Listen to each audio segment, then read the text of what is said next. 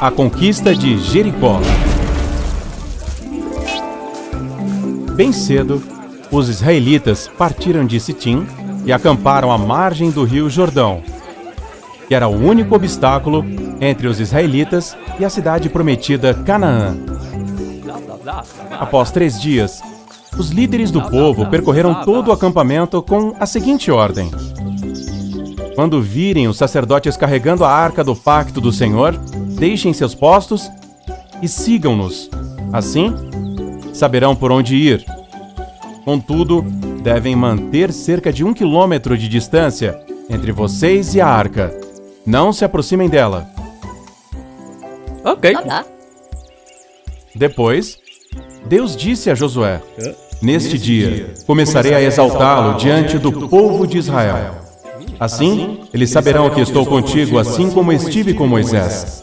Dê a seguinte ordem aos sacerdotes que carregam a arca do pacto. Deus deu instruções a Josué, e ele ordenou ao povo: purifiquem-se, porque amanhã o Senhor realizará grandes maravilhas entre vocês. E aos sacerdotes disse: carreguem a arca do pacto e coloquem-se à frente do povo. Os sacerdotes obedeceram e se posicionaram à frente do povo. E ele continuou: agora saberão que o Deus vivo está entre vocês e que certamente expulsará os cananeus. A arca do pacto, que pertence ao soberano de toda a terra, atravessará o Jordão à sua frente. Assim que os sacerdotes que carregam a arca do pacto pisarem no Jordão, as águas pararão de correr e se erguerão formando um grande muro. Alguns israelitas não acreditaram nessas palavras, pois parecia impossível atravessar o Jordão a pé, já que as águas estavam em cheia.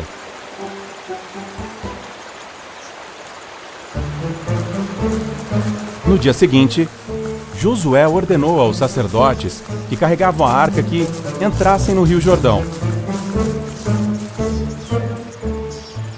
Assim que os pés dos sacerdotes tocaram as águas, estas pararam de fluir, e as águas formaram uma imensa parede. Um caminho seco se formou diante dos sacerdotes, assim como aconteceu no Mar Vermelho.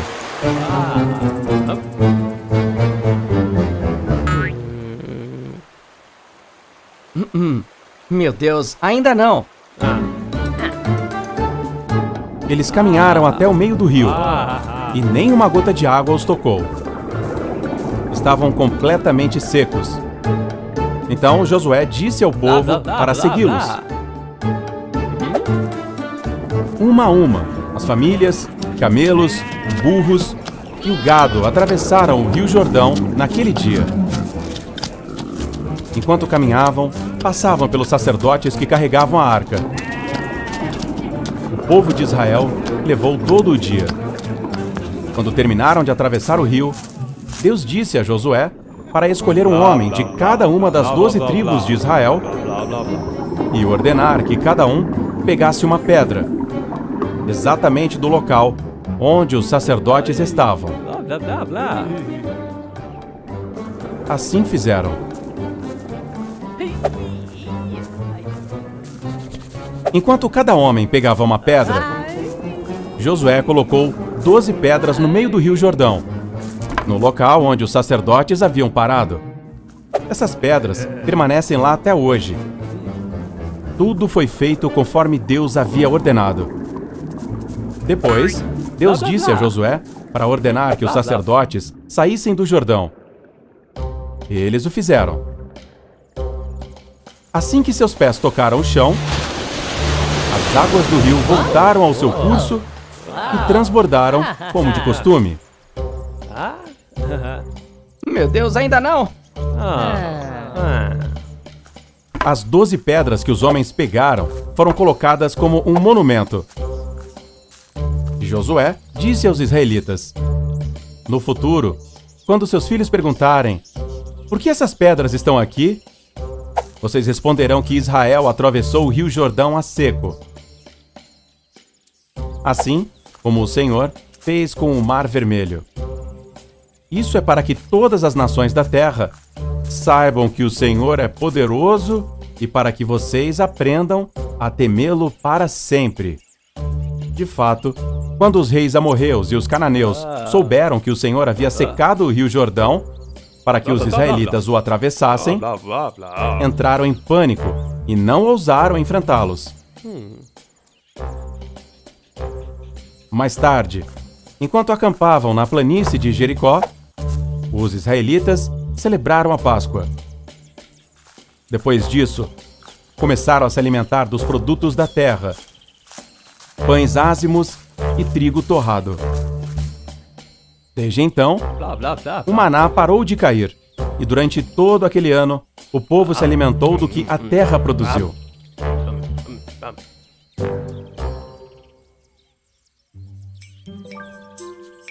Um dia, Josué estava perto de Jericó.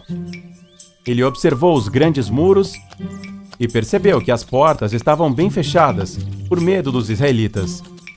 Ninguém podia entrar ou sair. Saia daqui!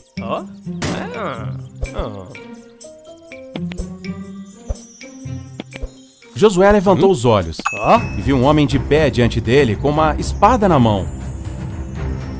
Josué aproximou-se e perguntou: "Quem é você? É um dos nossos ou um dos nossos inimigos?" "Não sou nenhum nem outro", respondeu. "Apresento-me a ti como comandante do exército do Senhor." Josué imediatamente prostrou-se com o rosto em terra e perguntou: "Que ordens o Senhor tem para este seu servo?" O comandante do exército do Senhor respondeu: "Tire as sandálias dos pés, porque o lugar em que você está é sagrado." Josué obedeceu. E Deus disse a Josué: "Josué, você deve saber que já entreguei em suas mãos Jericó, seu rei e seus guerreiros. Mas vocês devem seguir minhas instruções para tomar posse da cidade. Se me obedecerem, as muralhas de Jericó cairão diante de seus olhos. Agora, ouça atentamente o que devem fazer." Deus deu todas as instruções a Josué para se preparar para a batalha. Tendo todas as instruções, Josué preparou o povo. Eles deveriam marchar ao redor das muralhas da cidade de Jericó por 7 dias. Primeiro, ele disse a 7 sacerdotes que deveriam tocar o chofar. É como uma trombeta. Outros sacerdotes foram encarregados de carregar a arca do pacto. Os soldados deveriam marchar à frente e atrás deles, enquanto o povo marcharia atrás.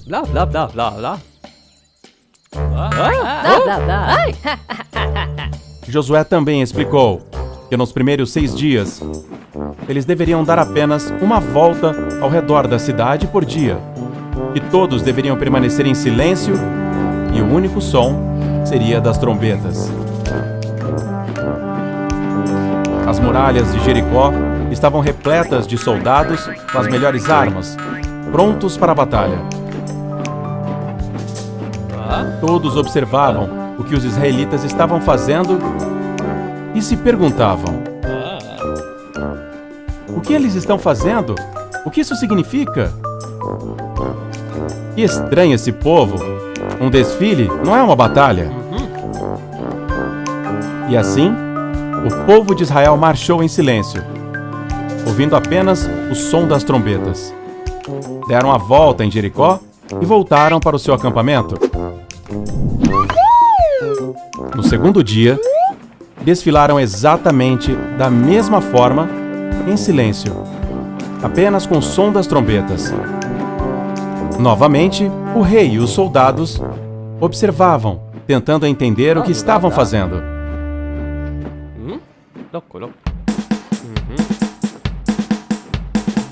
Mas eles apenas marchavam ao redor e voltavam para o acampamento.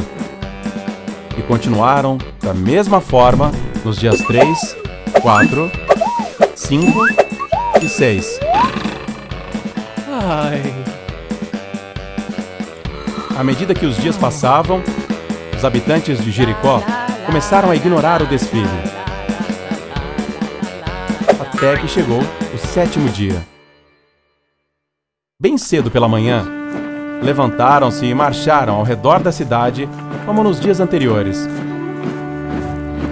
Mas nesse dia, marcharam 7 vezes.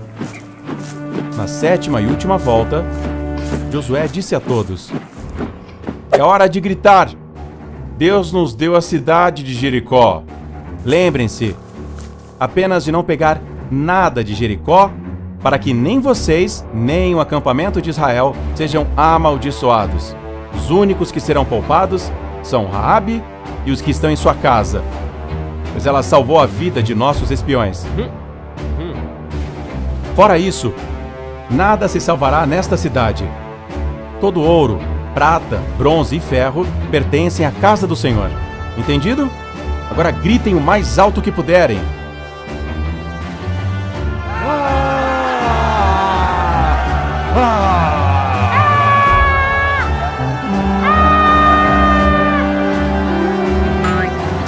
Todos começaram a gritar, e de repente, a terra começou a tremer cada vez mais forte.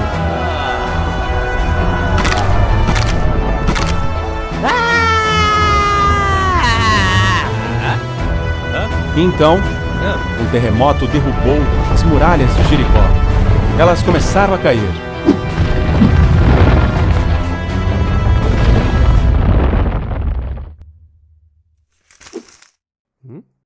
Oh, meu Deus! Ei! Ataquem! Os israelitas avançaram e tomaram a cidade. Mataram a fio da espada todas as pessoas e animais que haviam. Destruíram tudo. Os jovens espias foram diretamente onde estava Raabe e sua família. E os resgataram. Toda a sua família e os seus pertences. E foram levados a um lugar seguro. Deus havia advertido que nada de Jericó deveria ser tomado, para que não trouxesse desgraça aos israelitas. Mas um homem desobedeceu essas palavras. Finalmente, a cidade estava totalmente destruída. Jericó pertencia à terra de Canaã. Deus destruiu essa cidade porque os cananeus eram extremamente corruptos, praticavam sacrifício de crianças a seus deuses. E Deus não queria que essa prática influenciasse Israel. Por isso, os cananeus deviam ser destruídos. E nesse momento, Josué fez um juramento de que quem reconstruísse essa cidade seria amaldiçoado na presença de Deus. E assim, Deus cumpria suas promessas, demonstrando estar aberto àqueles que se voltassem a Ele, como fez com Raabe.